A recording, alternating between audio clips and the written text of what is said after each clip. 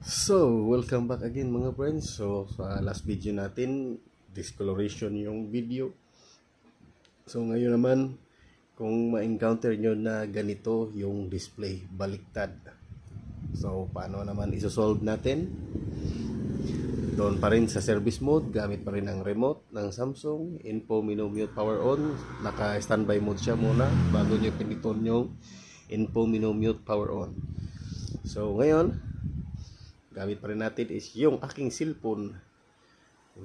Ito yung mahiwagang cellphone natin. So, doon pa rin. So, kapag dito tayo gagamit,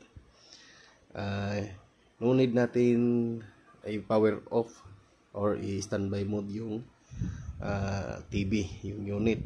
So, pero pag gamamit kayo ng remote ng Samsung, kailangan naka-off siya bago nyo pindutin ang info, menu, mute, power on. At kung ito dito sa aking cellphone ay pipindutin lang yung info, lalabas siya in factory. Charan! So same pa rin kanina. So option pa rin tayo, okay pa rin tayo, okay. Sa baba pa rin MRT option, okay. Ayun. So, ito lang yung hahanapin natin. HB flip. HB flip. So, okay. So, HB flip. Try natin na horizontal flip. Sige, try nga natin. Try natin kung babaliktad ba.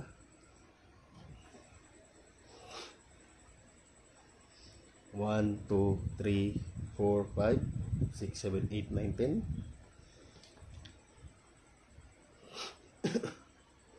Oy! Iba friends, iba yung display. So nakita nyo, tumayo naman siya pero baliktad. So the same procedure, balik tayo, info, factory.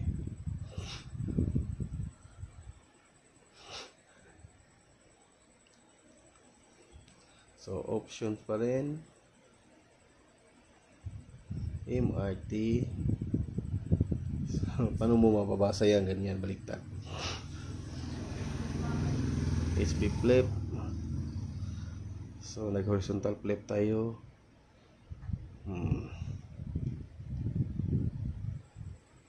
Wala na, off na lang, off natin. Then bunot 1, 2, 3, 4, 5, 6, 7, 8, 9, 10. Balik. Ayun. Mababasa na. So off lang natin yung HB flip nya. So ayan, mabasa na. PB, connection guide, source.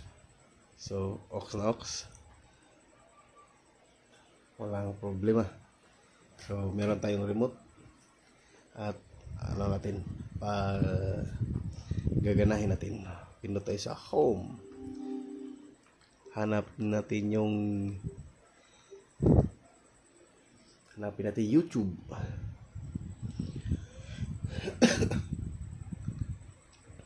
Nasaan si YouTube? Dito si YouTube. Ayan. Charan. Hehehehe.